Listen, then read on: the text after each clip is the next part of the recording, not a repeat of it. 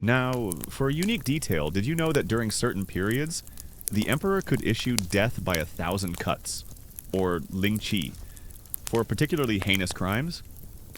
This wasn't just a quick execution, it was a prolonged, agonizing process designed to inflict maximum suffering and humiliation, often performed in public to serve as a terrifying deterrent.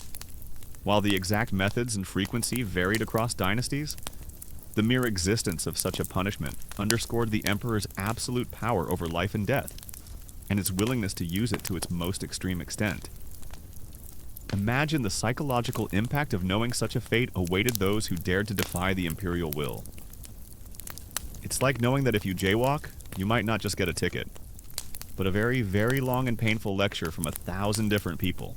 Hey guys, tonight we're going to drift back in time, not to a cozy campfire or a gentle stream, but to a place where the air itself seemed to hum with an unspoken dread. Imagine yourself a humble peasant, perhaps tending your rice paddies under a vast, indifferent sky. Or maybe a scholar, hunched over ancient texts in a dimly lit study. You breathe the air, you feel the sun on your skin, but beneath it all, there's a constant, almost imperceptible tremor of fear. This isn't the fear of a wild animal or a sudden storm. It's a fear woven into the very fabric of society. A fear of the one man who held absolute sway over your existence, the Emperor of ancient China. And let me tell you, if you were actually there, you probably wouldn't survive long enough to tell the tale. So, before you get comfortable, take a moment to like the video and subscribe, but only if you genuinely enjoy what I do here. Now, tell me where you're listening from and what time it is for you. Now, dim the lights, maybe turn on a fan for that soft background hum, and let's ease into tonight's journey together. You open your eyes, not to the familiar glow of your smartphone, but to the faint, smoky scent of burning incense. The air is thick with the weight of centuries, and a subtle chill creeps into your bones, despite the warmth of the sun filtering through the paper windows of your modest home. You are in ancient China, and the first thing you learn, the very first truth that settles deep into your consciousness, is that the emperor is not just a man. Oh no, he is far, far more than that. He is the son of heaven, the direct conduit between the celestial realm and the earthly one. This isn't just a fancy title, it's the bedrock of an entire civilization, and it's precisely why a cold dread often coils in the stomachs of even the bravest souls. Imagine your entire life being a constant struggle against scarcity. Every grain of rice you grow, every thread of silk you weave, every piece of pottery you craft, is not entirely your own. A significant portion, often the best portion, is destined for the imperial coffers. You work from dawn until dusk, your muscles aching, your back protesting, knowing that the fruits of your labor are primarily for the benefit of a distant, unseen emperor and his sprawling bureaucracy. It's like having a job where your boss takes a huge chunk of your paycheck and then occasionally demands you work overtime for free, just because he feels like it. You see, the concept of the mandate of heaven, or Tianming, isn't some abstract philosophical idea debated only by learned scholars. It's a living, breathing force that dictates your very destiny. The emperor rules because heaven has chosen him. His authority is divine, his power absolute, and his judgment, theoretically, infallible because it reflects the will of the cosmos. This means that every decree he issues, every tax he levies, every punishment he metes out, is not merely the decision of a mortal man, but the direct command of the heavens themselves. It's like having a cosmic referee who can change the rules of the game at any moment, and you, a mere player, have no say in the matter. You are a farmer, and your life is inextricably linked to the land. The emperor demands grain, and he demands it relentlessly. You might face a good harvest, a period of relative prosperity, but then the imperial tax collectors arrive, their faces stern, their abacuses clicking. They assess your yield, measure your fields, and demand their due. If the harvest is poor, or if a drought or flood has devastated your crops, it doesn't matter. The quota remains. You might be forced to sell your tools, your livestock, or even your children into servitude just to meet the imperial demands. The fear isn't just of hunger, it's the fear of losing everything you have, of being stripped bare by the relentless machinery of the state. Imagine the psychological weight of this. If the emperor is benevolent, if the harvests are good, if peace reigns, then heaven smiles upon him, and by extension, upon you. You feel a sense of security, a fleeting calm. But what happens when things go wrong? A drought withers your crops, a flood devastates your village, or a rebellion stirs in a distant province. These aren't just natural disasters or political unrest, they are signs. Ominous, terrifying signs that the emperor might be losing the mandate of heaven. And if he loses it, if heaven withdraws its favor, then chaos is unleashed. A common historical fact is that land tax, often paid in grain, was the primary source of revenue for the imperial government throughout most of Chinese history. This system, while seemingly straightforward, was fraught with challenges for the common people. Corrupt officials could overassess land, demand additional fees, or manipulate weights and measures to extract more than what was legally owed. The burden often fell disproportionately on the poorest peasants, who had the least means to resist or appeal. You walk through the bustling market, the scent of spices and sweat mingling in the air. Merchants hawk their wares, children chase stray dogs, and life, on the surface, seems normal. But listen closely to the hushed conversations, the nervous glances exchanged when a government official passes by. The fear isn't just of the emperor's power, but of his displeasure.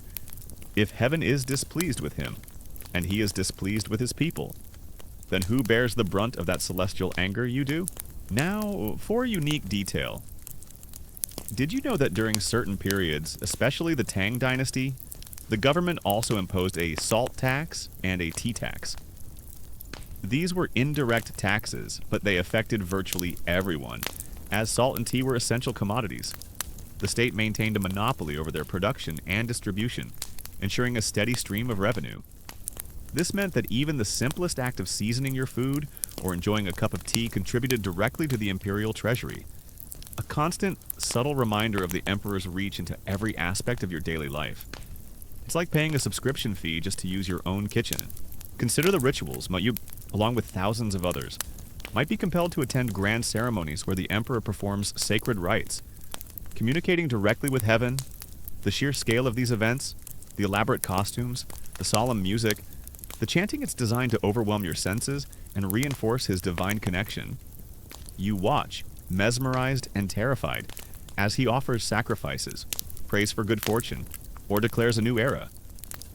In these moments, he is not just a man on a throne, he is the embodiment of the universe's will, and your fate is inextricably linked to his performance. It's a bit like watching a high-stakes tightrope walker, except the tightrope is your entire civilization, and if he falls, you all go down with him. The heavy burdens weren't limited to taxes. You were also subject to corvée labor, mandatory service for imperial projects. Imagine being conscripted, perhaps for months or even years, to build roads, canals, palaces, or sections of the Great Wall. You leave your family if your fields lie fallow, and you toil under harsh conditions, often with inadequate food and shelter. Many perished during these massive undertakings, their lives sacrificed for the emperor's grand visions. The fear wasn't just of the physical hardship, it was the fear of being taken away, of never returning, of your family being left to starve without your labor. A common historical fact is that the mandate of heaven was often invoked by new dynasties to legitimize their overthrow of the previous one. When a new ruler emerged, they would claim that the previous dynasty had become corrupt, tyrannical, or simply ineffective, thus losing heaven's favor. This justified their rebellion and established their own divine right to rule. It was a powerful propaganda tool, a way to explain the cyclical nature of Chinese history, the rise and fall of empires not as mere human struggle, but as a cosmic decree. You'd hear whispers in the tea houses, debates among the elders, about whether the current emperor truly still held the mandate. These weren't idle musings, they were dangerous questions, hinting at the possibility of a new order, a new source of terror. Historians still debate the precise economic impact of these heavy tax burdens and corvée labor on the overall prosperity of ancient Chinese society. While the imperial state undoubtedly extracted immense wealth, some scholars argue that the infrastructure projects like canals and roads also facilitated trade and agricultural development, providing long-term benefits. Was it a necessary evil for a vast empire? Or a drain that ultimately led to widespread poverty and unrest? The answer, you realize, is complex, varying across dynasties and regions. Now, for a unique detail, did you know that during certain periods, like the Han Dynasty, astronomical phenomena were meticulously observed and interpreted as direct messages from heaven regarding the emperor's rule? An eclipse, a comet, or even an unusual star alignment could send shivers down the spines of the imperial court. These were not just scientific curiosities, they were portents. If a particularly ominous event occurred, the emperor might perform elaborate rituals of self-abasement, issue edicts of repentance, or even grant general amnesties to appease heaven and demonstrate his humility. Imagine the fear among the common folk when news of a bad omen spread. It wasn't just a bad day for the emperor, it was a bad omen for everyone. It was like your local weather forecast suddenly started predicting divine retribution instead of just rain. You might hear the rhythmic chanting of laborers, their voices hoarse, as they haul massive stones for a new imperial tomb. The air is thick with dust and sweat, the sun relentless. You see their gaunt faces, their calloused hands, and you know that their suffering is directly linked to the emperor's desire for eternal glory.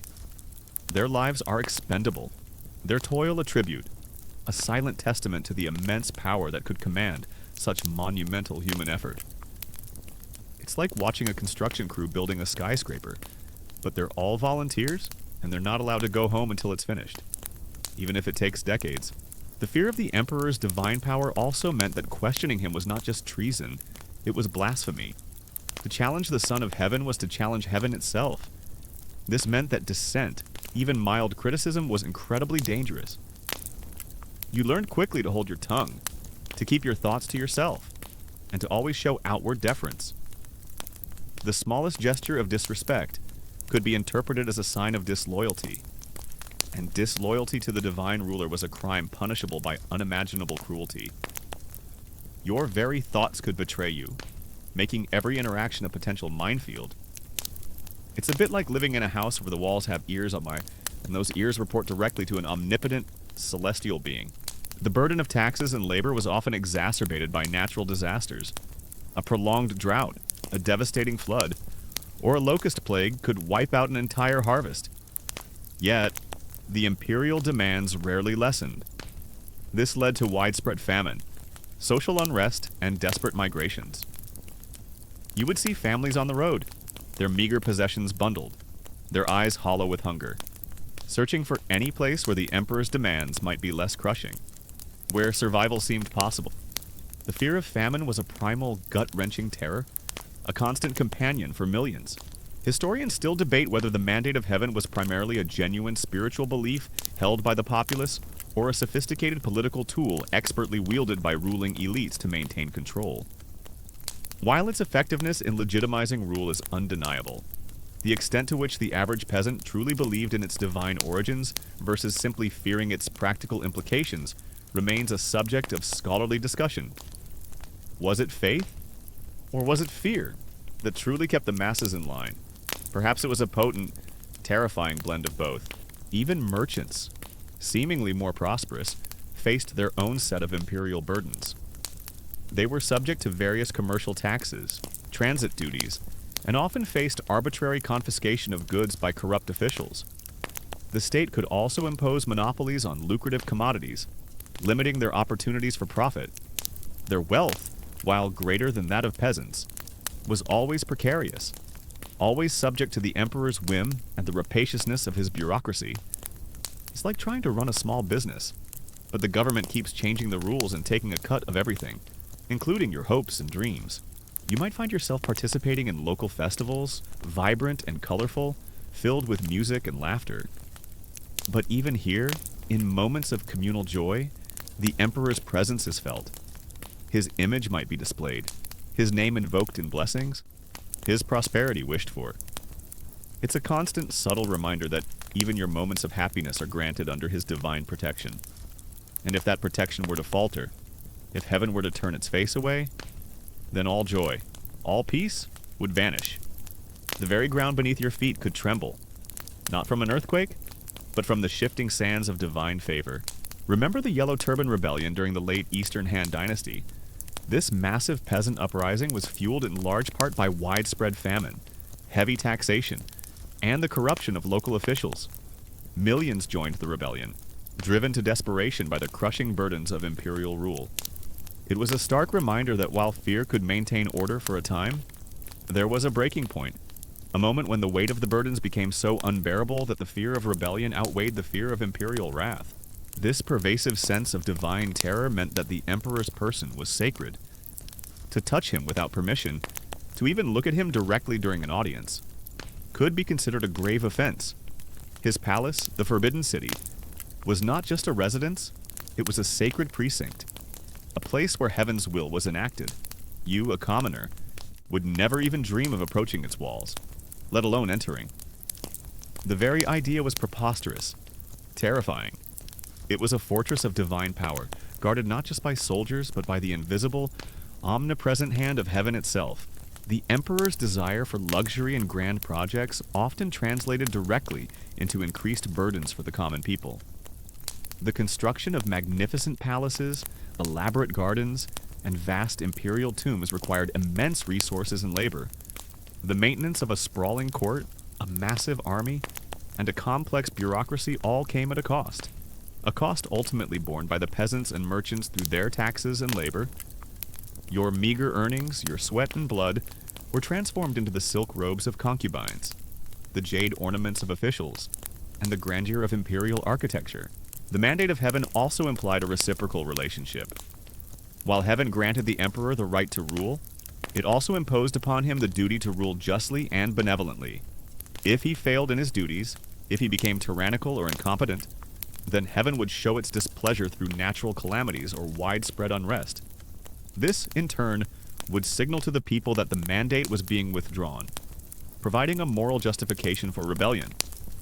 This was the terrifying paradox. The emperor was all-powerful, but his power was conditional, and the conditions were often revealed through suffering, through the very hardships that made your life so precarious. It was a constant high-wire act, with your life as the audience. Historians still debate the extent to which periods of economic prosperity under various dynasties were due to effective imperial policies versus the sheer resilience and productivity of the Chinese people. While the state provided some public goods like irrigation and defense, the extractive nature of the imperial system often meant that the benefits of economic growth were disproportionately funneled to the elite, leaving the majority of the population perpetually on the brink of subsistence. Was it a system designed for collective good or for imperial enrichment? The answer, you realize, is often a blend of both, with the latter frequently overshadowing the former. So, as you lay your head down tonight, imagine the weight of that cosmic responsibility, that divine terror that permeated every aspect of life in ancient China. The emperor wasn't just a distant figure, he was the living embodiment of heaven's will, and his every action, his every mood, had the potential to ripple through the very fabric of your existence, bringing either prosperity or utter ruin. The fear wasn't just of his earthly power, but of the celestial wrath he could, inadvertently or otherwise, unleash upon you. It was a fear that settled in your bones, a quiet hum beneath the surface of daily life, a constant reminder that your fate was tethered to the whims of both man and cosmos. So, as you drift deeper into the quiet of the night, let the echoes of endless toil and relentless taxes fade. Imagine the constant struggle, the silent desperation, of living in a world where your very survival depended on your ability to meet the insatiable demands of a distant emperor. The fear of heavy burdens was a fundamental terror, a constant reminder that your life, in ancient China, was a perpetual act of submission. Your existence defined by the relentless extraction of your labor and your wealth. Your body, your strength, your very future were not truly your own. They were resources to be exploited for the glory and sustenance of the imperial state. You wake, perhaps to the distant clang of a blacksmith's hammer or the faint murmur of voices from the street outside your humble dwelling. The air is a little cooler, the light a little softer, but the underlying current of apprehension remains. Yesterday, you contemplated the divine terror of the emperor, his connection to heaven, and the cosmic weight of his rule. Today, you confront a more tangible, equally chilling reality, the absolute, unyielding power of his law. This isn't just about divine displeasure. This is about the very real, very immediate threat to your life, your family, and your livelihood, all at the whim of one man. You open your eyes, the crisp morning air carrying the faint, metallic scent of distant conflict. You've navigated the divine terror, the absolute law, the brutal justice, the treacherous court, the chilling grip of thought control, and the crushing weight of economic burdens. Today, you confront a fear that transcends individual hardship and strikes at the heart of community and family, the endless wars, and the relentless call to arms. This isn't about personal survival in the face of imperial whim. It's about being a pawn in a grand, bloody game played by emperors, where your life is merely a statistic in the pursuit of glory or the defense of a vast, ever-expanding empire. Imagine, for a moment, that your modern world's legal system simply vanished. No constitution, no independent judiciary, no appeals process, no concept of innocent until proven guilty. Instead, every single rule, every decree, every judgment flows directly from a single individual. That, in essence, is the world you now inhabit. The emperor's word is not merely law, it is the ultimate truth. There are no checks, no balances, no higher court to appeal to. His pronouncements can reshape your entire existence in an instant, and you have no recourse, no argument, no defense. It's like playing a game where the rules are made up as you go along, and the referee is also the opposing team's captain, and he really likes to win. Imagine a world where the drumbeat of war is a constant, unsettling rhythm in the background of your life. It might be a distant border skirmish, a punitive expedition against rebellious tribes, or a massive campaign to conquer new territories. Regardless of the reason, the consequence is the same for you. The possibility of conscription. The emperor, in his infinite wisdom and insatiable ambition, needs soldiers. And you, a young man, a farmer, a craftsman, are a potential recruit. Your skills, your family, your future all become secondary to the imperial need for bodies on the battlefield. It's like getting drafted into a never-ending video game, but with real-life consequences, and your respawn button is permanently broken. You might be a farmer, toiling in the fields from dawn till dusk. Your life is dictated by the seasons, by the unpredictable rains, and by the relentless demands of the land. But above all, it is dictated by the imperial granaries. The emperor decrees the taxes, the levies, the quotas of grain you must surrender.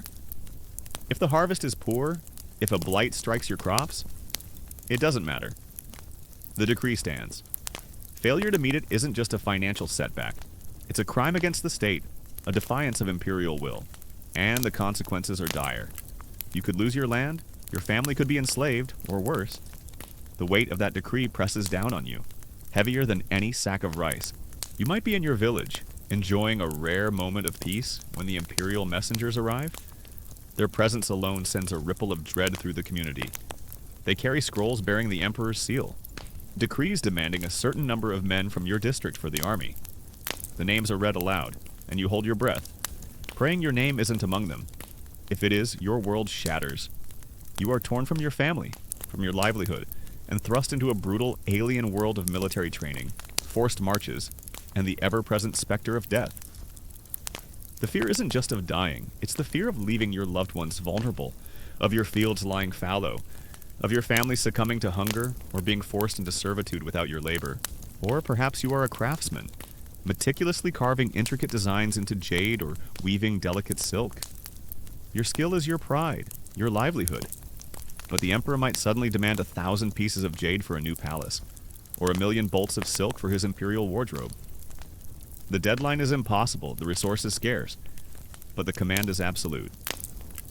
You work day and night, your fingers aching, your eyes strained, knowing that failure to deliver means not just financial ruin, but potentially a public flogging, forced labor, or even execution.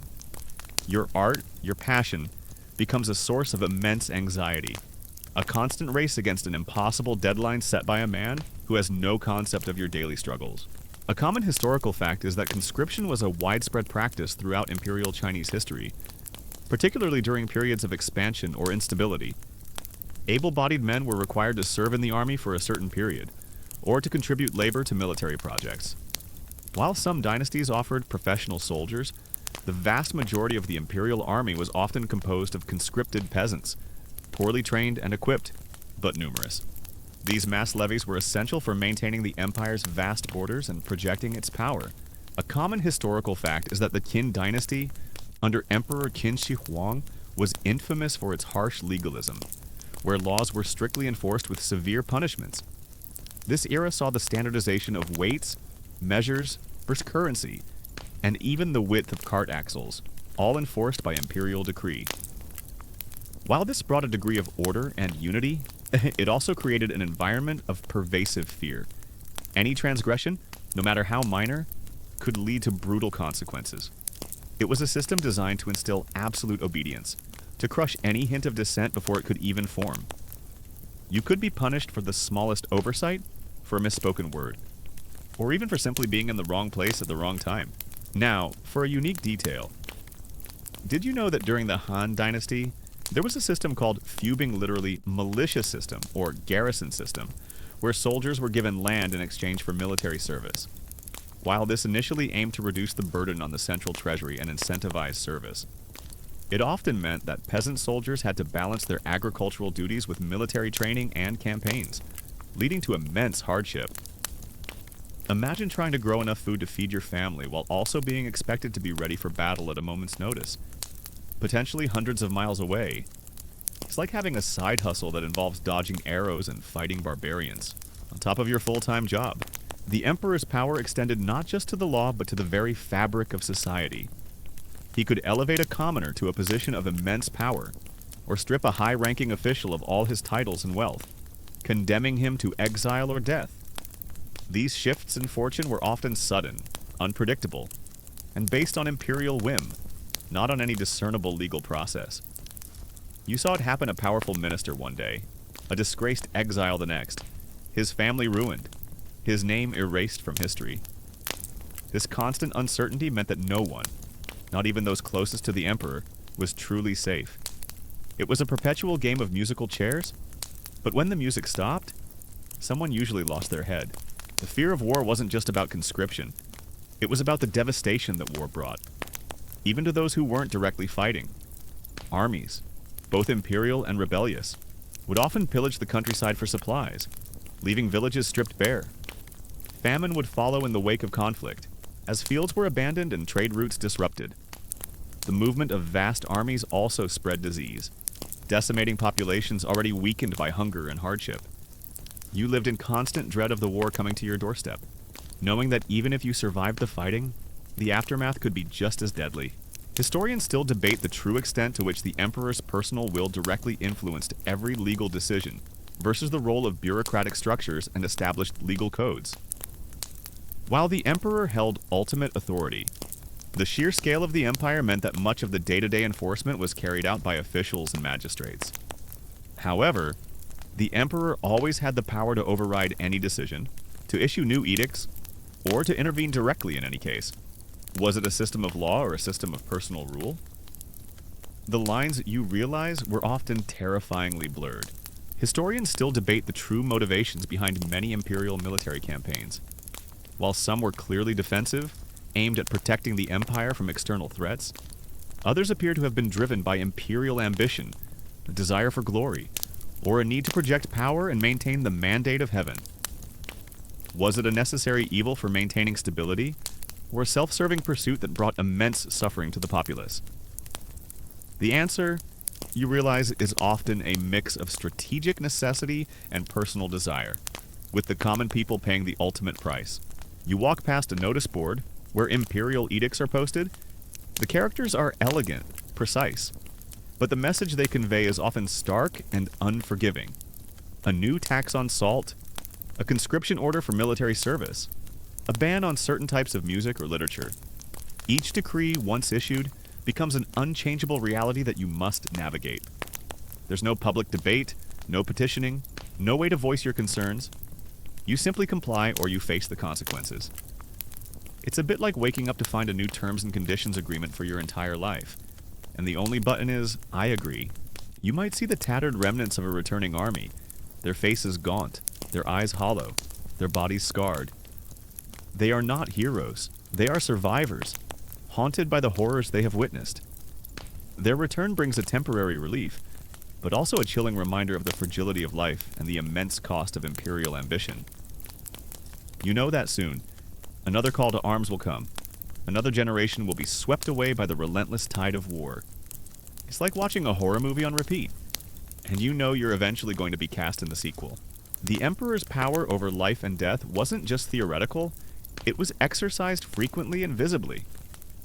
Public executions were not uncommon, serving as grim spectacles designed to reinforce imperial authority. You might avert your eyes, but the screams, the hushed whispers, the lingering scent of iron in the air, would sear themselves into your memory. These weren't just punishments for criminals, they were warnings to everyone else. Every swing of the executioner's blade was a stark reminder of who held the ultimate power, and how easily it could be turned against you. The scale of imperial military campaigns was often staggering. Hundreds of thousands, sometimes even 1 million men, could be mobilized for a single expedition. These vast armies required immense logistical support, placing an enormous strain on the empire's resources and manpower. The construction of supply lines, the transportation of provisions, and the constant need for reinforcements meant that even those not directly fighting were contributing their labor and resources to the war effort. Your entire society was geared towards supporting the emperor's military endeavors, whether you liked it or not. Remember the concept of collective punishment in ancient China. If one member of a family committed a serious crime, the entire family, or even their extended clan, could be held responsible. This meant that your actions, your words, your very existence were not just your own, they were inextricably linked to the fate of your loved ones. This created an intense pressure to conform, to avoid any behavior that might bring imperial wrath down upon your entire lineage. It was a terrifying form of social control, ensuring that everyone kept an eye on everyone else, lest a single misstep lead to collective ruin. It's like your entire family getting grounded, because you forgot to take out the trash. Even if you managed to avoid direct conscription, you might be forced to contribute to the war effort in other ways. Your horses might be requisitioned, your grain seized, or your family members forced into labor to support the army. The war, even if fought far away, cast a long shadow over your life, demanding sacrifices that pushed you closer to the brink of survival. The Emperor's glory was built on your suffering, his victory stained with your blood and sweat. The Emperor's absolute power also meant that justice, as you understand it, was often a foreign concept. There was no presumption of innocence, no right to a fair trial in the modern sense. Accusations, often fueled by jealousy or political maneuvering, could lead directly to torture and confession. Once accused, your fate was largely sealed, unless you had powerful connections or the Emperor himself intervened. The legal system was less about finding truth and more about maintaining order and demonstrating imperial authority. It was a machine designed for control, not for fairness. Remember the campaigns of Emperor Wu of Han against the Xiongnu nomads. These were incredibly costly and prolonged wars, stretching over decades and draining the imperial treasury. While they ultimately secured China's northern borders and expanded its territory, they came at an immense human and economic cost. Millions of lives were affected, and the empire itself was severely strained by the continuous military expenditure. It's a classic example of imperial ambition clashing with the brutal realities of war, with the common people caught in the middle. You might hear stories whispered in the dead of night of emperors who, in fits of rage or paranoia, ordered the execution of thousands. The first emperor, Qin Shi Huang, famously buried scholars alive for disagreeing with his policies. Emperor Wu of Han, in a fit of suspicion, launched a purge that led to the deaths of tens of thousands, including many of his own relatives and trusted officials. These aren't just historical anecdotes.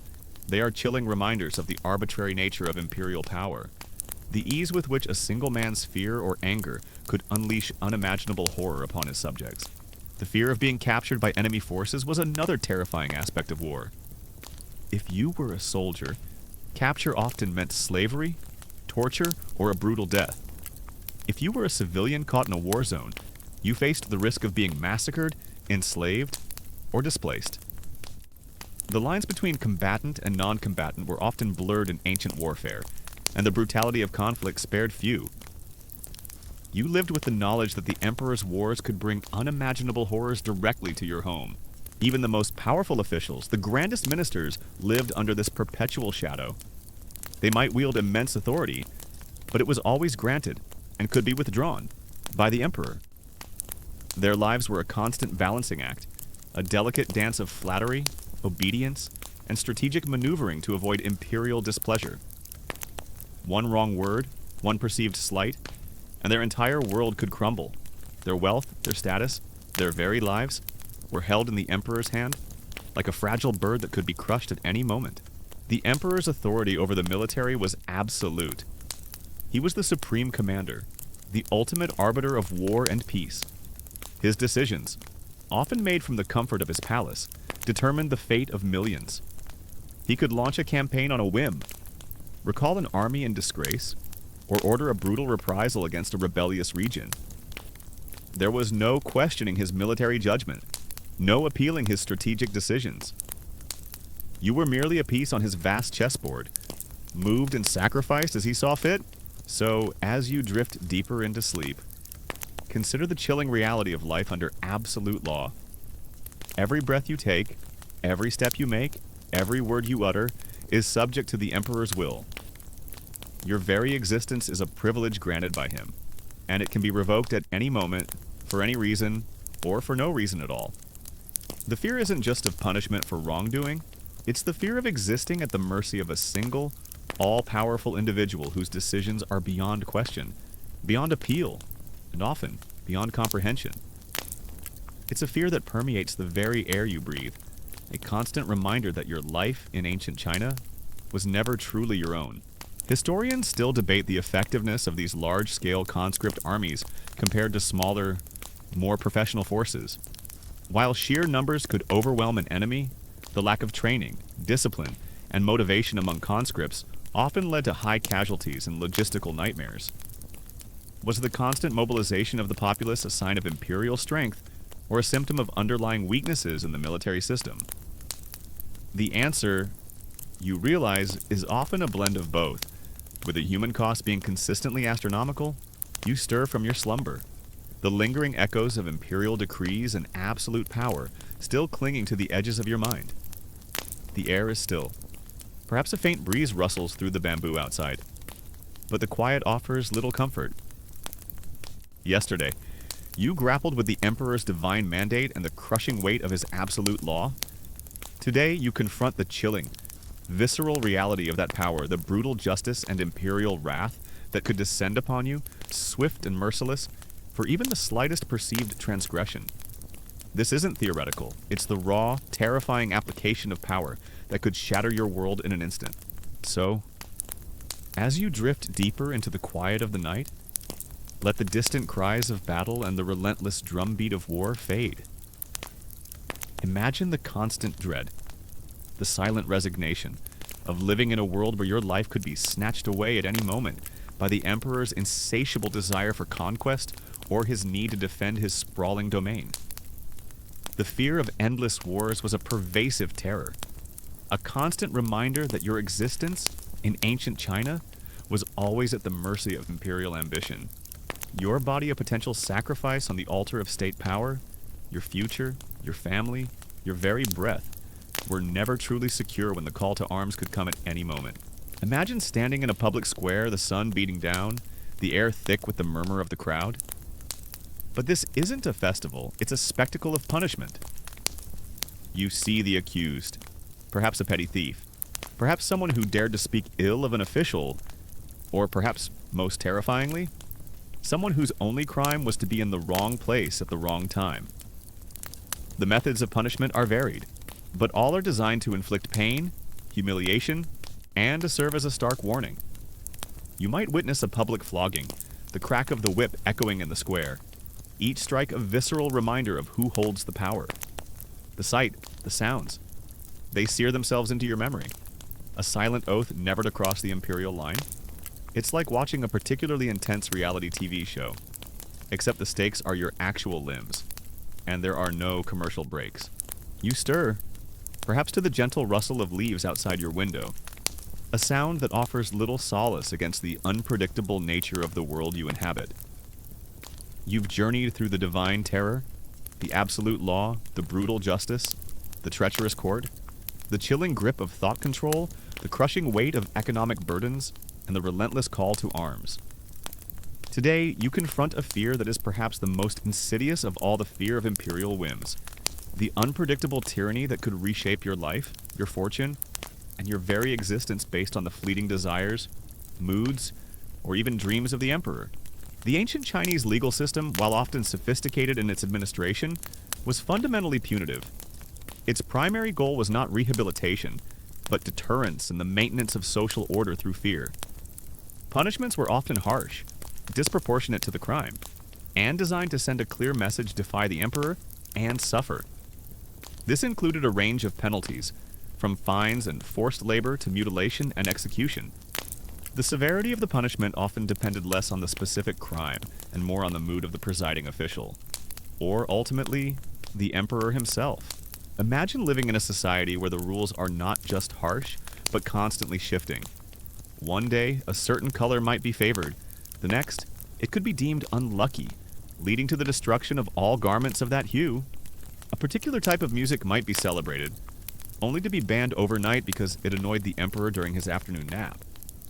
Your entire life, from the clothes you wear to the food you eat, to the very structure of your village, could be altered by a sudden, inexplicable imperial decree.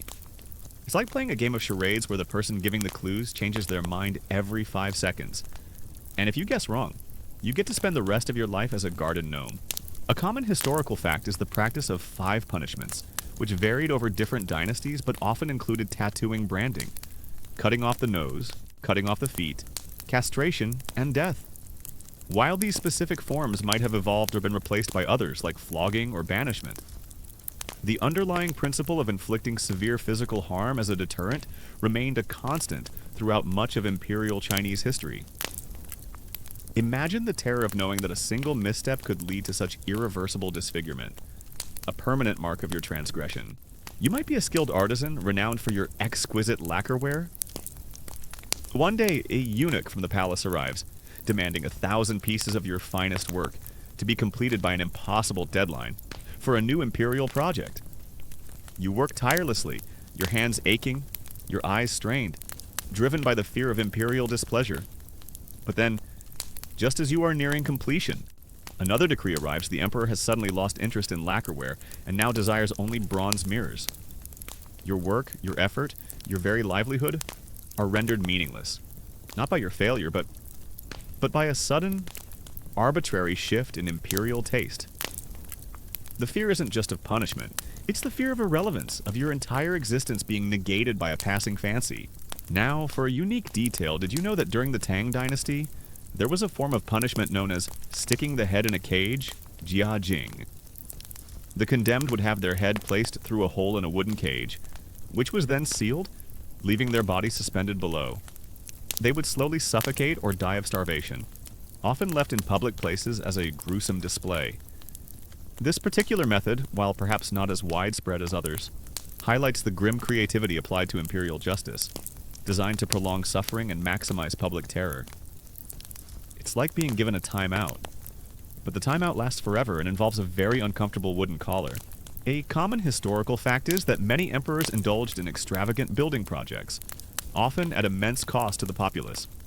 The construction of new palaces, elaborate gardens, and grand tombs was a recurring feature of imperial rule. These projects were often initiated on the emperor's personal whim, driven by a desire for luxury, a belief in their own immortality, or a need to demonstrate their power and prestige. While some projects, like canals, served a practical purpose, many were purely for imperial indulgence, draining resources and demanding corvée labor from millions of subjects. The emperor's wrath was not just reserved for criminals. It could descend upon anyone who displeased him, regardless of their status.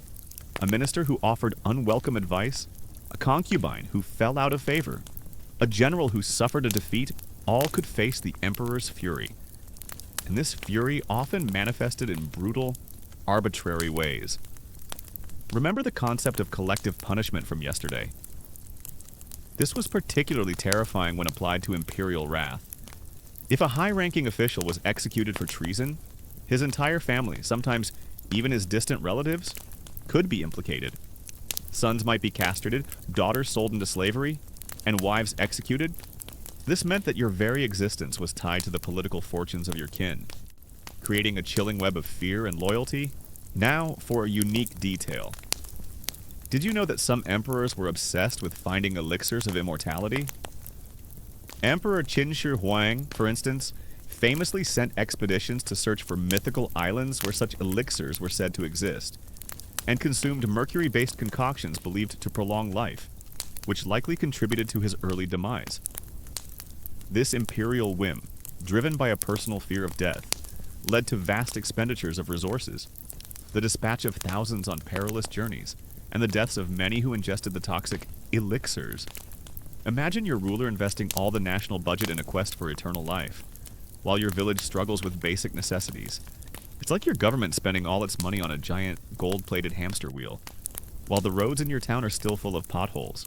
Historians still debate the extent to which these brutal punishments were a reflection of genuine imperial cruelty versus a necessary tool for governing a vast and often rebellious empire. While some emperors were undoubtedly sadistic, others may have viewed such harsh measures as the only way to maintain order and prevent widespread chaos. Was it calculated deterrence or pure despotism? The answer, you realize, is likely a complex tapestry woven with threads of both. The fear of imperial whims wasn't limited to grand projects or strange obsessions. It extended to personal favors and disfavors.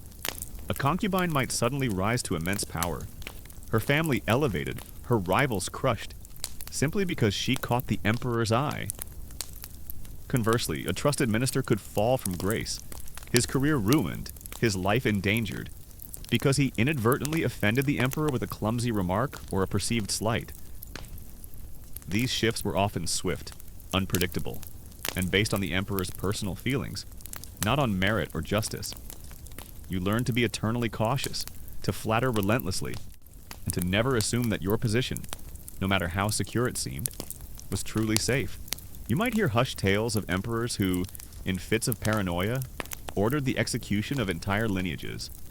The Ming dynasty's Yongle emperor, for instance, famously ordered the extermination of the 10 degrees of kindred for the scholar Feng Xiaoru, who refused to draft the proclamation of his usurpation. This meant not only Feng's immediate family, but also his teachers, students, and anyone remotely connected to him were put to death. The scale of such retribution was unfathomable, a chilling example of imperial wrath unleashed without restraint. It's like your boss firing you, and then firing everyone you've ever met, just to make a point. Historians still debate the psychological impact of such unpredictable rule on both the emperor and his subjects. While it undoubtedly fostered a climate of fear and subservience, some argue that it also allowed for periods of rapid reform and innovation when a benevolent and visionary emperor ascended the throne. Was it a system that encouraged adaptability, or simply paralyzed initiative? The answer, you realize, is likely dependent on the individual ruler, with some emperors being more capricious than others. The fear of torture was also a pervasive element of imperial justice. Confessions were often extracted through brutal means, regardless of guilt or innocence.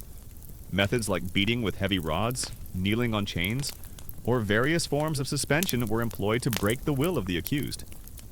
The goal was not to discover truth, but to obtain compliance and a confession that would legitimize the punishment. You knew that once you were in the hands of the imperial interrogators, your body and spirit would be subjected to unimaginable torment until you confessed to whatever they wanted you to. You might hear stories whispered in the tea houses of emperors who, in fits of boredom, ordered bizarre and cruel spectacles. Perhaps a contest where scholars were forced to compose poetry while balancing on one leg, or where courtiers had to perform ridiculous tasks to amuse the imperial presence. While these might seem trivial, they underscored the emperor's absolute power to command, to humiliate, and to demand obedience, even in the most absurd situations. Your dignity, your autonomy, were always secondary to his amusement. It's like your boss making you sing karaoke at every company meeting, and if you refuse it, you're fired. Even for minor offenses, the punishments could be humiliating and painful. Being forced to wear a heavy wooden kangu around your neck, a device that prevented you from eating or lying down comfortably, was a common sight. You would see people shuffling through the streets, their heads trapped, their faces contorted in discomfort, a living symbol of imperial authority.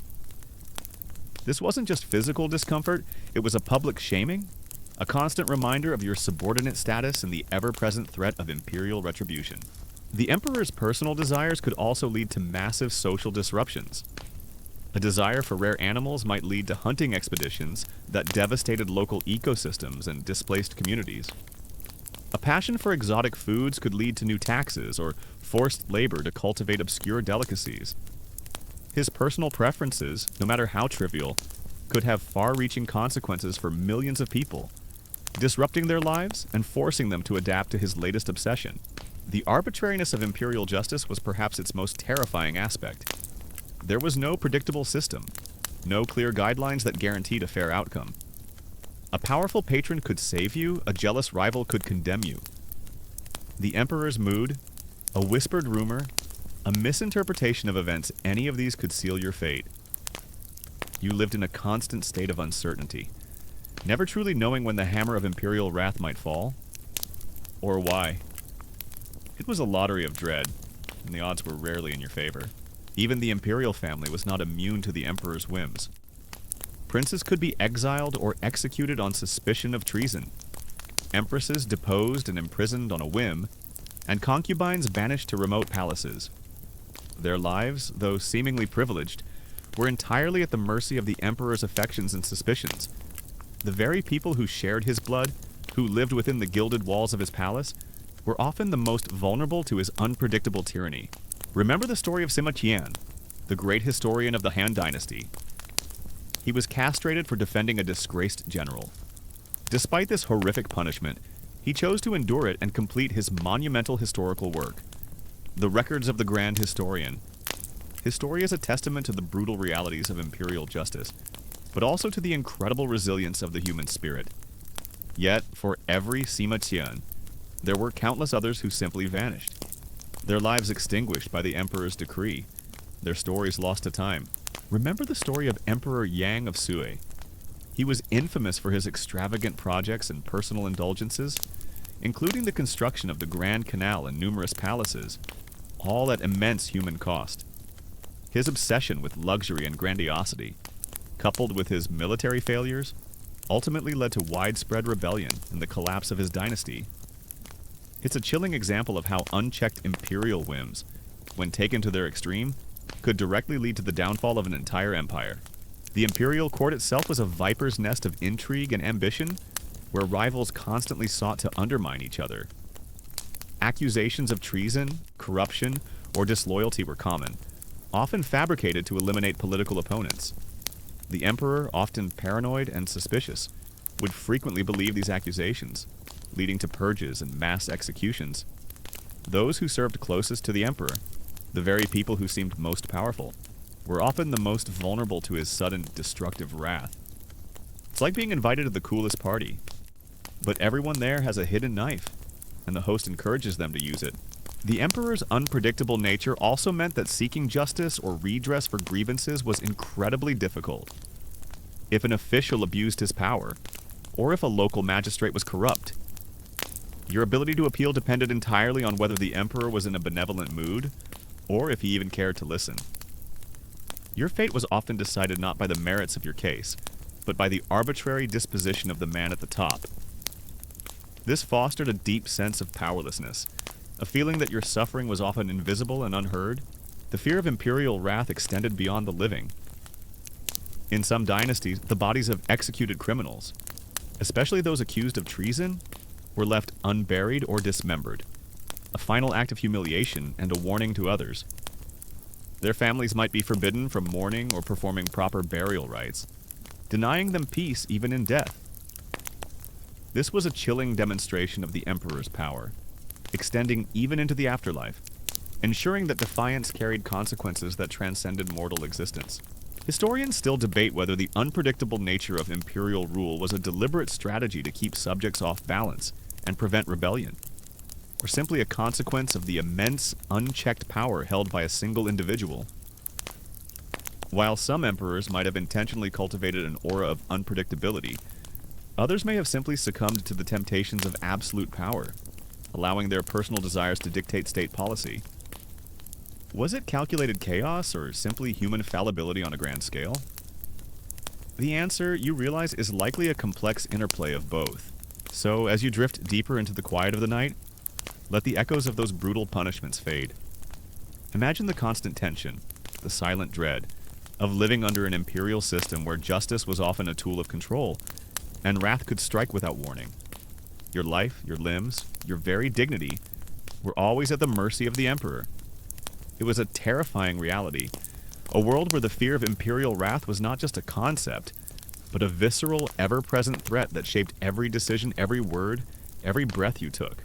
So, as you drift deeper into the quiet of the night, let the echoes of imperial whims fade into the background. Imagine the constant uncertainty, the silent dread, of living in a world where your life, your fortune, and your very existence could be reshaped at any moment by the unpredictable desires of a distant, all-powerful emperor. The fear of unpredictable tyranny was an insidious terror, a constant reminder that your future in ancient China was always at the mercy of a single man's fleeting moods, his strange obsessions, and his boundless capacity for both grandeur and cruelty. Your life was a delicate balance, and the scales could tip at any moment, not by your actions, but by his passing fancy. You awaken to the faint scent of jasmine, perhaps from a nearby garden, a delicate fragrance that belies the harsh realities of your existence. You've already felt the weight of divine mandate, the crushing force of absolute law, and the chilling grip of imperial wrath. Today, you step into the gilded cage of the imperial court itself, a place where power is concentrated, but so too is paranoia, ambition, and the constant whispering threat of death. This is where the fear becomes a refined art, a dance of shadows and smiles, where a misstep can mean not just your own demise, but the ruin of your entire lineage. You stir, but the morning light brings no true relief. You've journeyed through the divine terror, the absolute law, the brutal justice, the treacherous court, the chilling grip of thought control, the crushing weight of economic burdens, and the relentless call to arms, and the unpredictable nature of imperial whims. Today, you confront a fear that is perhaps the most pervasive and insidious of all the fear of the secret state. The omnipresent eyes and ears of the emperor that could reach into every corner of your life, turning neighbor against neighbor, and making every shadow a potential threat. Imagine yourself not as a peasant in the fields, but as a minor official. Perhaps a clerk meticulously copying documents, or a eunuch serving in the outer reaches of the palace. You are a tiny cog in the vast imperial machine, but even your seemingly insignificant position places you within the orbit of the emperor. And within that orbit, the air crackles with an invisible tension. Every word you speak, every gesture you make, every alliance you forge is scrutinized. The court is a labyrinth of factions, of rivalries between ministers, powerful families, and ambitious concubines, all vying for the emperor's favor, and all willing to eliminate obstacles, including you. It's like being stuck in a never-ending corporate retreat, but instead of losing your job, you might lose your head. Imagine living in a society where you never truly know who is watching, who is listening, or who might report your slightest misstep. This isn't just about formal officials, it's about a vast, informal network of informants, spies, and loyalists who saw it as their duty, or their opportunity, to report anything that deviated from imperial orthodoxy. Every conversation in the marketplace, every gathering in a tea house, every hushed complaint in your own home could be overheard and relayed to the authorities. The fear wasn't just of the emperor's wrath, but of the unseen hand that could deliver you to it. It's like living in a house where every single wall has a tiny, hidden camera, and the footage is constantly being reviewed by someone who really, really wants to find something wrong. The imperial court was a world unto itself, a microcosm of the empire's power and its perils. At its heart sat the emperor, often isolated by his own divinity and the immense burden of his rule. Around him swirled a complex web of officials, eunuchs, imperial consorts, and family members, each with their own agendas, their own ambitions, and their own fears. This environment fostered intense competition, where loyalty was often a facade, and betrayal a common currency. You learned to read between the lines, to interpret the subtle shifts in power, to understand that a smile could hide a dagger, and a compliment could be a poisoned dart. You might be a simple villager, tending your crops, living a quiet life, but even in your remote corner of the empire, the emperor's eyes are upon you. Local magistrates, appointed by the central government, were tasked not only with collecting taxes and administering justice, but also with maintaining order and reporting any signs of unrest or disloyalty. They relied on local informants, on the village elders, and sometimes even on your own family members to keep tabs on the populace. The fear wasn't just of official punishment, it was the fear of betrayal, of someone you knew, someone you trusted, turning you in for a reward or to save themselves. A common historical fact is that eunuchs often wielded immense power within the imperial court. Castrated men. They were seen as less of a threat to the imperial line and were thus allowed close proximity to the emperor and his family. Over time, many eunuchs rose to positions of great influence, controlling vast networks of spies, managing imperial finances, and even commanding armies. Their power, however, was always precarious, dependent on the emperor's trust and their ability to navigate the treacherous waters of court politics. They were often feared and despised by the traditional bureaucracy, leading to bitter power struggles that frequently ended in bloodshed. A common historical fact is the Bao Jia system, particularly prominent during the Song and Qing dynasties. This was a system of household registration and mutual responsibility, where households were grouped into units E. 10 households formed a jia. 10 jia formed a biao. Each unit was collectively responsible for the actions of its members, and members were encouraged, or even compelled, to report on each other's activities. This system was designed to facilitate tax collection, conscription, and most importantly, to prevent crime and rebellion by creating a pervasive network of surveillance and mutual accountability at the grassroots level. Now, for a unique detail, did you know that during the Ming Dynasty, there was a secret police agency known as the Eastern Depot Dongcheng, and later the Western Depot Xicheng? These were powerful eunuch-controlled organizations that operated outside the regular legal system, with vast networks of informants and the authority to arrest, interrogate, and execute anyone, including high-ranking officials, without trial. Their very existence instilled a deep, pervasive terror within the court, as no one was safe from their arbitrary power. Imagine trying to conduct state business, knowing that a shadowy organization could snatch you away at any moment, based on a whispered accusation. It's like having a government agency whose sole purpose is to make sure everyone is really uncomfortable, all the time. Now for a unique detail. Did you know that during the Ming Dynasty, the secret police agencies, like the Eastern Depot, which we mentioned earlier, often employed detectives or investigators who were not easily identifiable? They might pose as merchants, beggars, or even scholars, blending into society to gather information and identify potential dissidents. These agents operated with broad powers, often outside the normal legal framework, making their presence a terrifying unknown. You could be sharing a cup of tea with a seemingly friendly stranger, only to realize later that they were an imperial spy, meticulously noting your every word. It's like trying to have a private conversation in a coffee shop, but every barista is actually an undercover FBI agent, and they're all taking notes on your latte order. The fear of court intrigue wasn't just about losing your position, it was about losing everything. If you were implicated in a plot, even falsely, the consequences were devastating. Your family could be ruined, your property confiscated, and your name erased from the official records. This meant that protecting your reputation, avoiding any hint of suspicion, and maintaining a flawless appearance of loyalty were paramount. You walked a tightrope every day, knowing that one wrong step could send you plummeting into oblivion. The fear of the secret state wasn't just about formal surveillance, it was about the psychological impact of living under constant suspicion. You learned to self-censor, not just your thoughts, but your expressions, your body language, your very demeanor. Any sign of discontent, any hint of criticism, could be misconstrued as disloyalty and reported. This created a society where genuine trust was rare, and where outward conformity became a survival mechanism.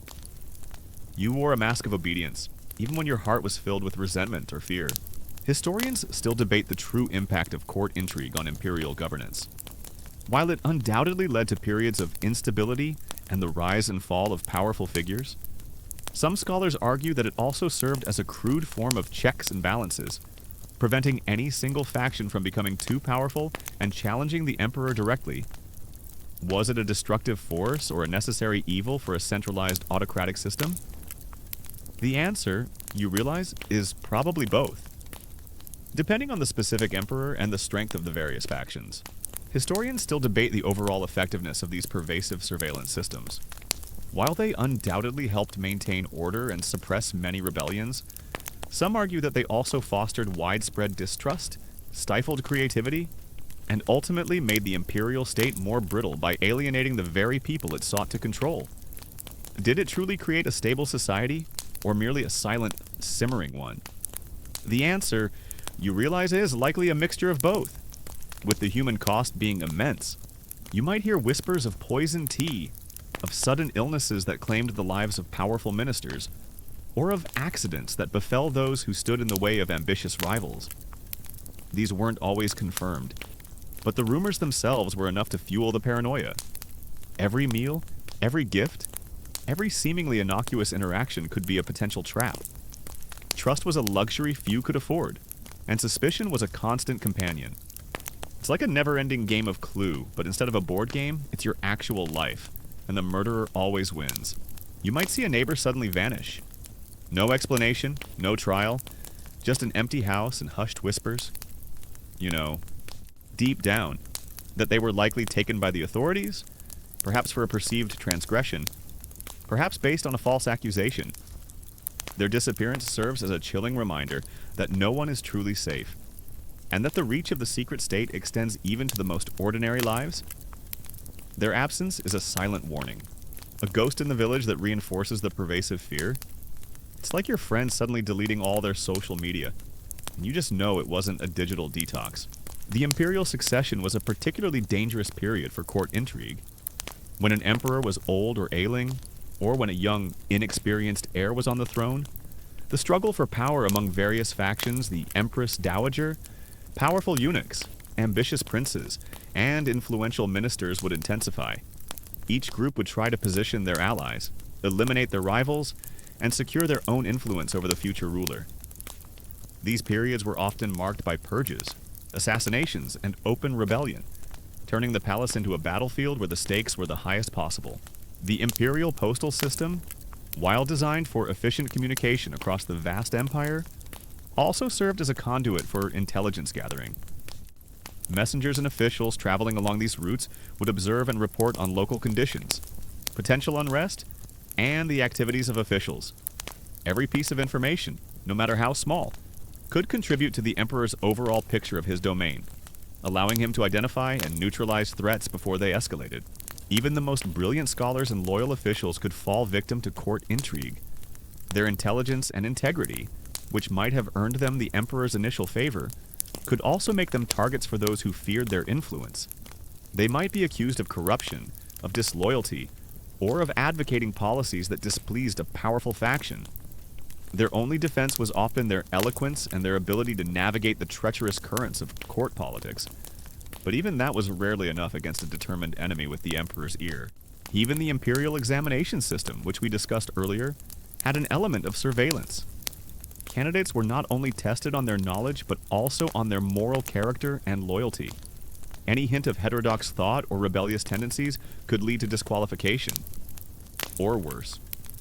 The examiners, themselves imperial officials, were implicitly acting as gatekeepers, ensuring that only ideologically compliant individuals entered the bureaucracy. Remember the story of Li Si, the brilliant legalist minister who served Qin Shi Huang, the first emperor after Qin Shi Huang's death. Li Si became embroiled in a power struggle with the eunuch Zhao Gao. Zhao Gao, through cunning manipulation and false accusations, eventually managed to turn the new emperor against Li Si, leading to Li Si's brutal execution and the extermination of his entire family. It's a chilling reminder that even those who helped build the empire could be consumed by its internal machinations. Remember the story of the net of heaven and earth, Tian Luo Diwang.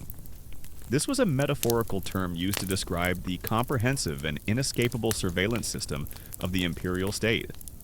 It implied that no one, no matter how high or low their status, could escape the watchful eyes of the emperor and his agents. This concept, deeply ingrained in the popular consciousness, reinforced the idea that resistance was futile and that absolute obedience was the only path to survival. It's like trying to escape a spider web, but the spider is 1,000 times smarter than you, and also has a huge army. The imperial harem was another hotbed of intrigue. Hundreds, sometimes thousands, of concubines, each vying for the emperor's attention and the chance to bear him a son who could become the next heir. This created intense rivalries, fueled by jealousy, ambition, and desperation. Plots to poison rivals, to frame them for crimes, or to use witchcraft against them were not uncommon.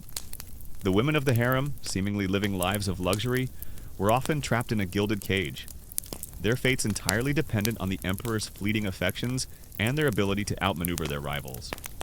It's like a very high-stakes beauty pageant, where the losers get banished to a remote island. Or worse. The fear of false accusations was particularly terrifying, given the pervasive network of informants and the lack of due process. Anyone could be framed for a crime they didn't commit. A jealous rival, a disgruntled neighbor, or even a corrupt official seeking to consolidate power could fabricate evidence and present it to the authorities. Once the accusation was made, it was incredibly difficult to prove your innocence, as the system was often biased towards conviction. Your reputation, your life, could be destroyed by a single lie. You open your eyes, the scent of damp earth and distant cooking fires filling the air. You've journeyed through the emperor's divine authority, his absolute law, the brutal justice of his wrath, the treacherous court, and the chilling grip of thought control. Today, you confront a more fundamental yet equally terrifying aspect of imperial rule, the heavy burdens placed upon you, the endless toil and relentless taxes that shaped every waking moment of your life. This isn't about grand political schemes or divine pronouncements.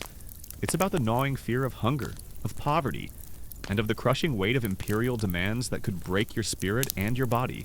The emperor himself, despite being at the apex of this surveillance system, was often a victim of it.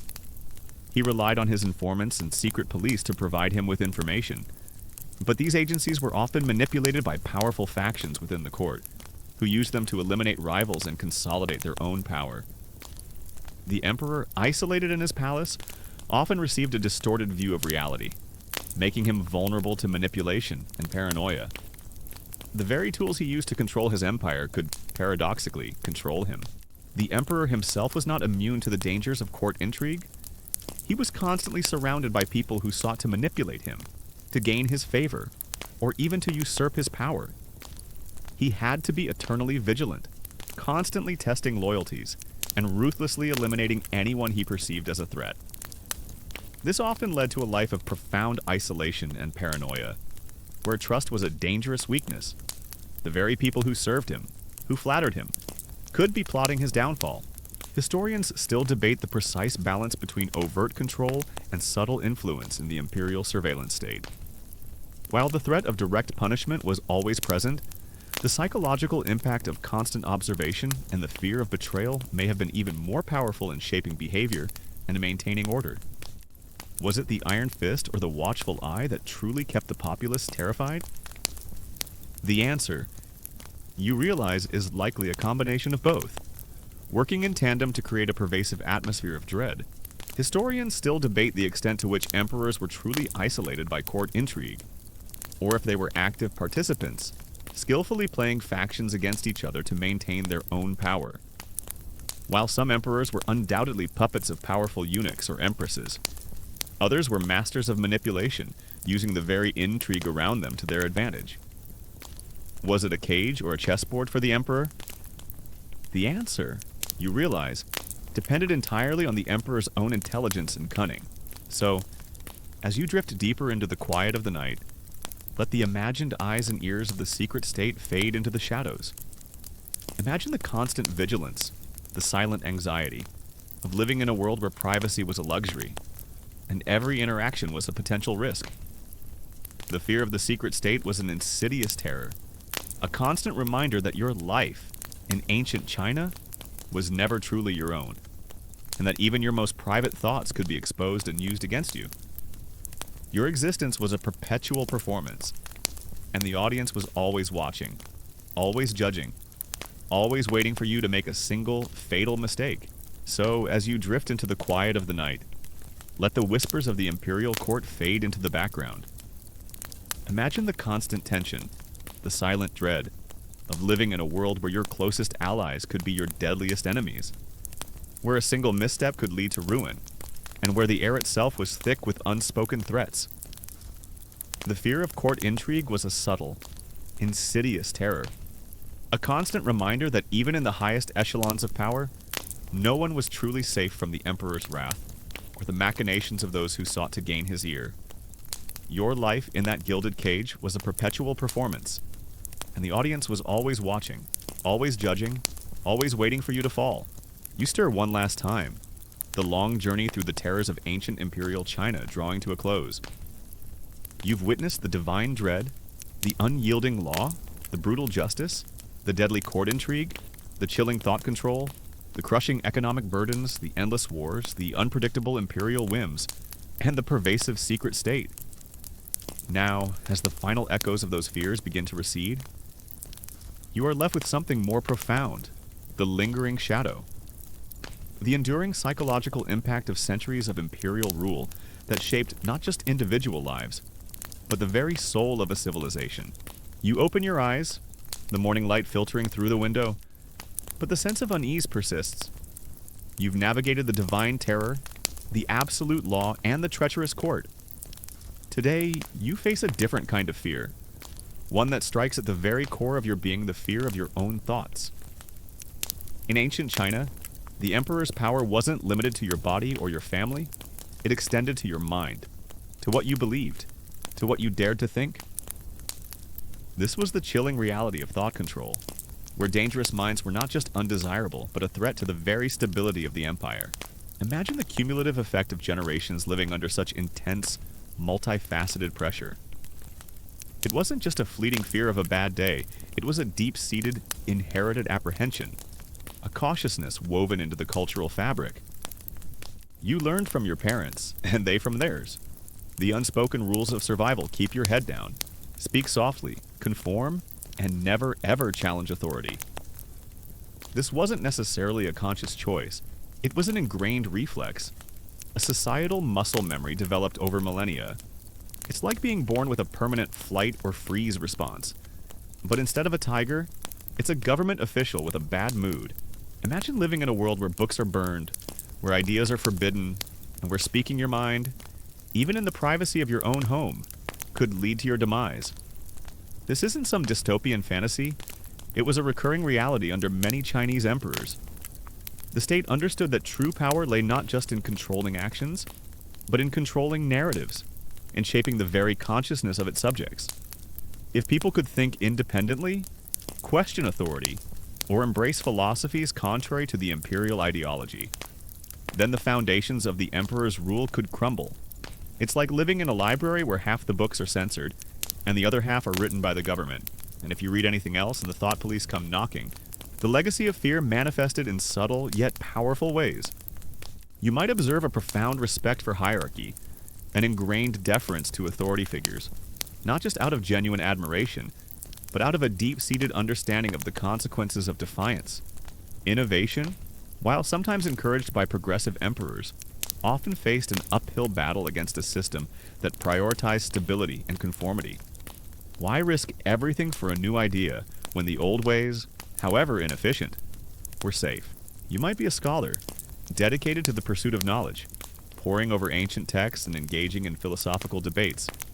But you learn quickly that not all knowledge is welcome, and not all debates are safe. Certain schools of thought, particularly those that emphasized individual freedom, limited government, or challenged the hierarchical order, were deemed subversive. To possess such texts, to teach such ideas, or even to merely discuss them in public, was to invite imperial scrutiny, and potentially imperial wrath. Your intellectual curiosity, your very desire for truth, became a dangerous liability, A common historical fact is the enduring influence of Confucianism on Chinese society. While often promoting benevolent rule and moral governance, its emphasis on filial piety, social harmony, and respect for authority also reinforced the hierarchical structure of imperial power.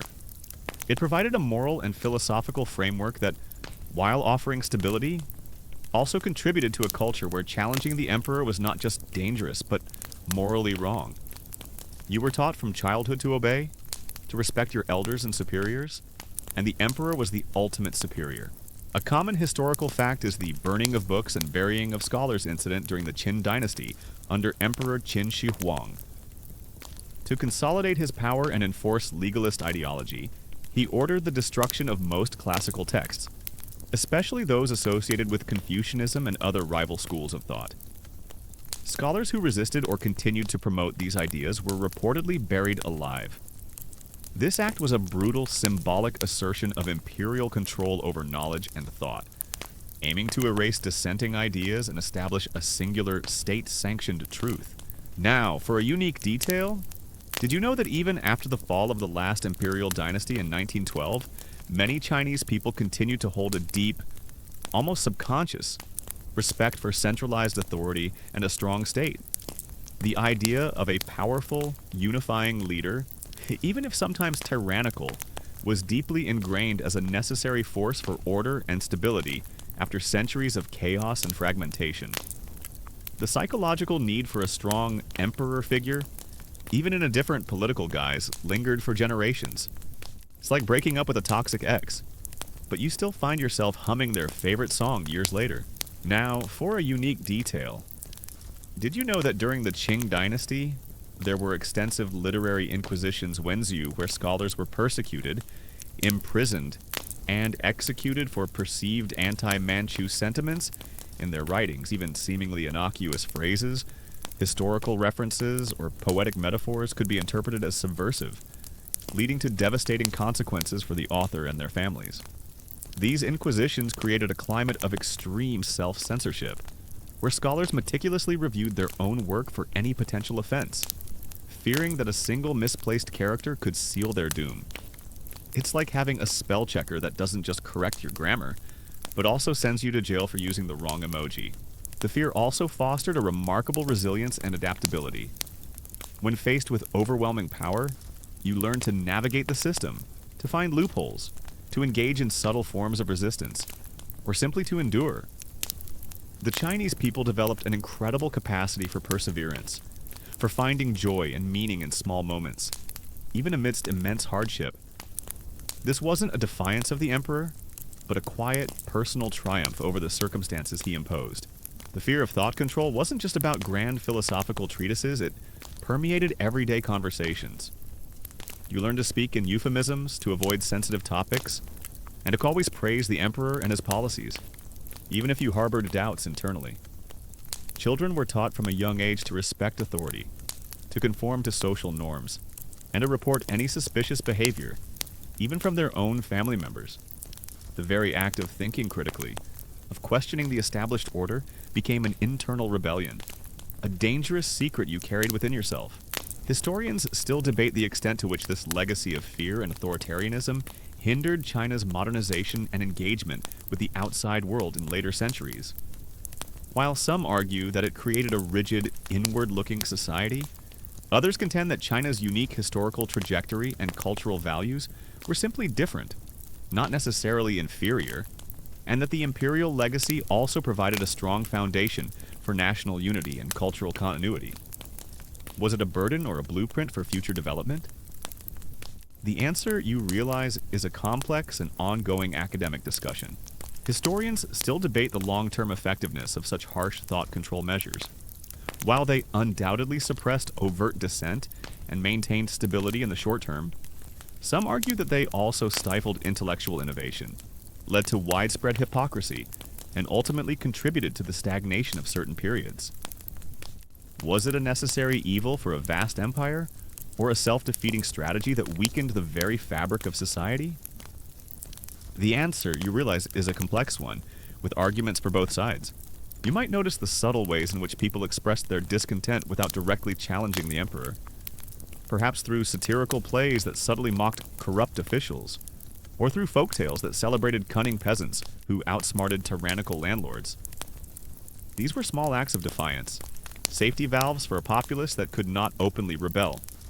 They were whispers in the dark, shared in knowing glances, a subtle resistance that kept the spirit alive without inviting imperial wrath. It's like leaving a passive-aggressive sticky note on your roommate's dirty dishes, knowing they'll get the message without you having to confront them directly. You might find yourself attending public lectures, not for intellectual stimulation, but for indoctrination. These lectures would extol the virtues of the emperor, the wisdom of his rule, and the importance of obedience and loyalty. The messages were repetitive, pervasive, designed to seep into your consciousness and shape your worldview. You would nod along, feigning agreement, while your true thoughts remained locked away, a silent rebellion simmering beneath the surface. It's like being forced to watch endless infomercials. But instead of selling you a product, they're selling you a way of life. And you can't change the channel. The grand scale of imperial projects, while built on immense suffering, also left a lasting physical and cultural legacy.